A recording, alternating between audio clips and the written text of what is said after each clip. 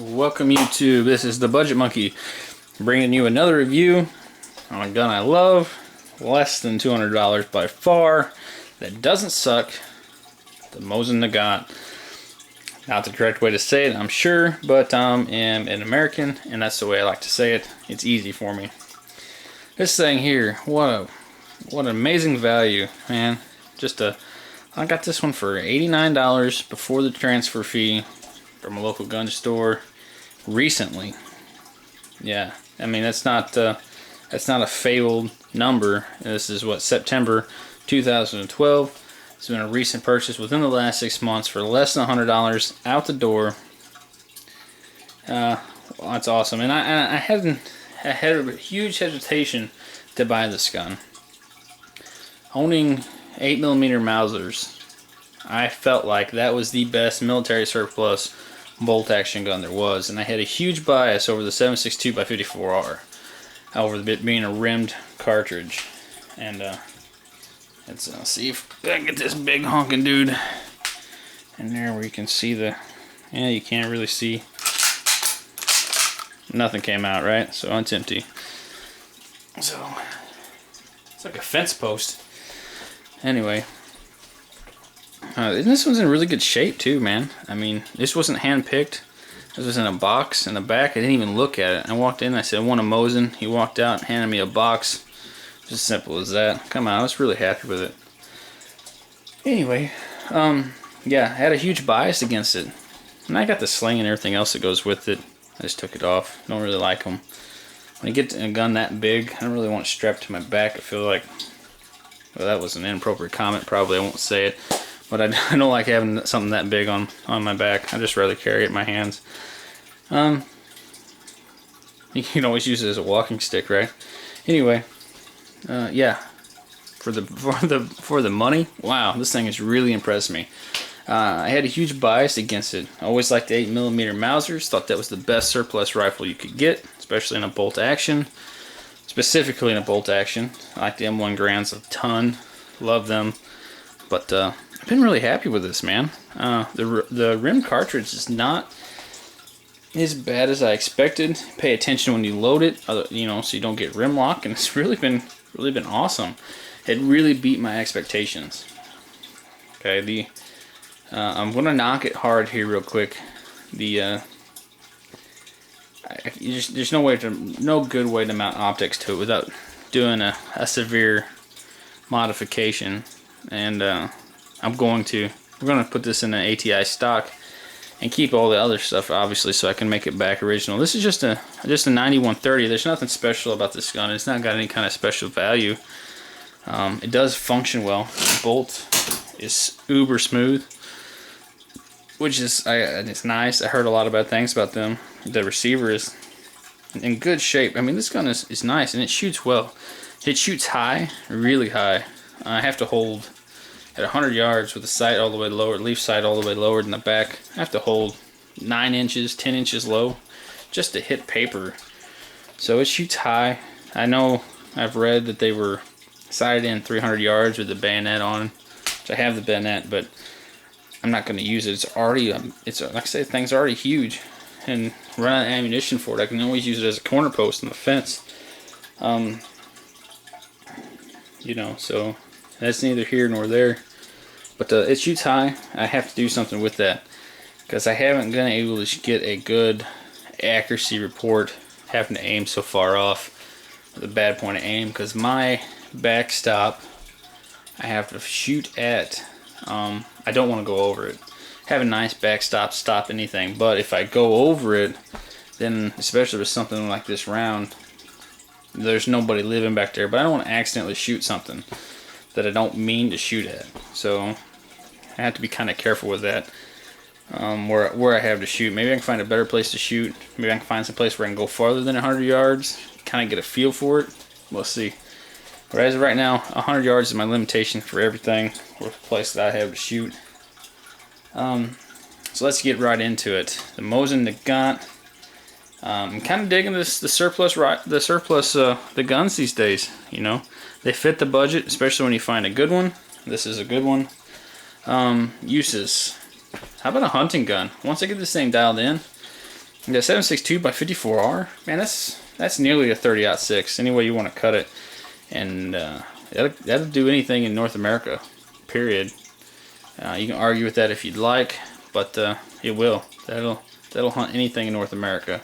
So hunter, absolutely, especially when it's dialed in. Kind of been toying with the idea of getting the brass stacker scope mount here, doing long eye relief maybe. That'd be sweet. Look more like a scout then. How about a defense weapon? Yeah, that's kind of how I was curious too. Quiet, I don't know. Shit hit the fan? Absolutely. Any gun is a good gun when shit hits the fan. Especially one you didn't have to pay a lot for. Because this might be one you're handing out somebody else. This might be one you're hunting with. This might be one that, you know, you got guard duty with. Don't know. You know, but a gun this versatile, yeah, absolutely.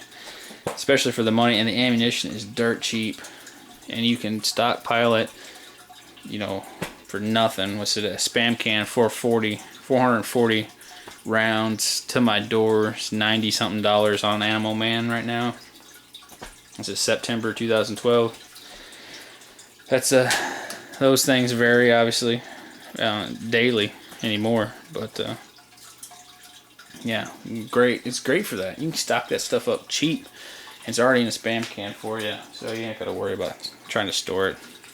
Excellent for that. Other uses, fence post. I think we covered that. Ball bat. It's heavy. It's big. You know, and it is what it is. There's some. I mean, it's got some collectability. Not this one, but some do. I'm not a Mosin guy. Can't tell you which ones are, which ones aren't. But I know I've seen them. You know, which looks to me to be a very similar gun for a lot. You know, hex receivers, shorter ones of certain years, sniper versions. So it goes on, so on and so forth. That pretty much covers the uses that I know of for it. Firepower. Okay, you only got 5 rounds in this. It's a fixed mag, box mag type, bolt action, 5 rounds. So firepower isn't huge until you consider the 7.62 by 54R round. And for, you know, when you're talking dollar per what it can do, yeah, man, this thing has got a lot of firepower for fire. Let's go call it firepower value. How about that? Because the firepower in terms of capacity is weak, in terms of price is huge. That's a lot of round for the money, and that needs to be considered too when you're talking about firepower. Excuse me. Long night. Let's keep going. Driving on. Ergonomics. I may just skip that one, right? This thing is huge, heavy. And it's not as heavy as a Mauser. It's not as big as a Mauser. But yeah, I mean, it's not too bad for what it is. You know, the wood going all the way down, and when you take this out, and I've had it out, it's all real thin and light, which is fine and dandy, but it's still there, still heavy. Now, saying that, this thing points well. It doesn't feel off balance, even considering its size. And some, not all, but some of the Mausers that I have do. When you get it up, it feels heavy, you know. So this one in a shooting position, not too bad. Kind of tough to carry. Wouldn't want to have to backpack with it long term. I could go a week backpacking this rifle, you know. I wouldn't want to go a month. There's no way. Value. This is where it really starts to shine. Where this really starts to go above and beyond any 8mm Mauser. The value, less than $100 for a battle-proven round. How about that? A very, very cheap to own, cheap to shoot gun. You just can't beat it for less than $200. Let's do this. For less than $200, you can have this rifle and 440 rounds of ammunition already packaged for long-term storage. Enough said. Functionality. This one has worked flawlessly since the very beginning. I did do a little work to the trigger myself. I do not recommend that. I take pride in my firearms. I like to tinker with them. If you want it done, take it to a gunsmith, or at least be willing to accept the responsibility if you damage the gun long term, or if something you do causes it to be unsafe. Please take it out of service. I'm willing to live with those kind of consequences, so I do it anyway because I enjoy it. But functionally, this thing has been perfect right out of the box. I mean, the triggers on these things, I mean, it's a military surplus weapon from, you know, pick a year. I don't know what year this one is. Let me look. I think it's printed on here. 1940, okay? So, a little pre-World War II, so that may be why it's in such good shape. It was manufactured, you know, before the war. I'm sure it's seen war at some point. Pick a war. Anything after 1940, I'm sure it's been at least one of them. The markings all over it. Not a Mosin guy, I can't tell you what they mean. Functionally, it's been great. I've had no problems with the bolt. I hear a lot of people say sticky bolt, sticky bolt, sticky bolt. No problem. Headspace was good. Firing pin was strong and long still. Got adjustable fire pin, you can keep running it out as it wears down, in case you didn't know that. Sure, you probably did. It's been good though. And I've shot nothing but corrosive ammo out of it. Just military surplus, and it's been fine. No problem. Take the time, clean your gun thoroughly. It doesn't really matter what I shoot. I should clean it the same. I treat everything as if it was corrosive. Yeah, good gun though, man. I really enjoy it. And I'm gonna say, if you think that there's any possibility of an SHTF situation other than, let's say, full-blown zombie apocalypse, because I want a little more capacity, and I want semi-auto if I got a horde of zombies. But any other situation you can think of, and you think that it might be a possibility sometime in the future, pick one of these up. Do yourself a favor. Work the overtime, sell the junk, go whatever you got to do to come up with $200. Get you one of these in 440 rounds. If you can afford more, get more ammo. If you can afford 10 of these, get 10 of them. Put them up. You won't regret it. The day comes that you ever need it, you got it. Guns don't lose value.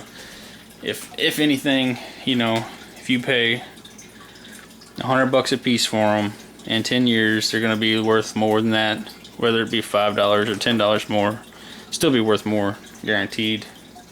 So do yourself a favor and get you at least one of these. Anyway, that's been the Budget Monkey on this. Oh wait, I forgot to grade it, didn't I?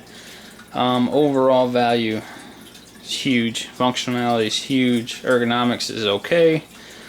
Firepower is good. Uses are limited but are good. I'm gonna give this an A+. Well, let's give it an A-. I'm gonna give it an A-. I don't know how to do that. I'll give it still a good gun. Give it an A-.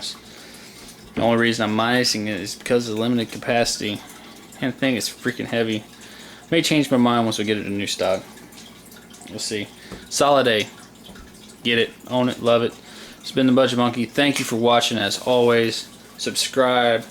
I appreciate your support. Your views is why I continue to do this. The reason I come back to do it is because I've gotten some good reviews on the past items I've done. I know there's not a lot of videos, but it's been greatly appreciated. Thanks for the support. Subscribe. God bless.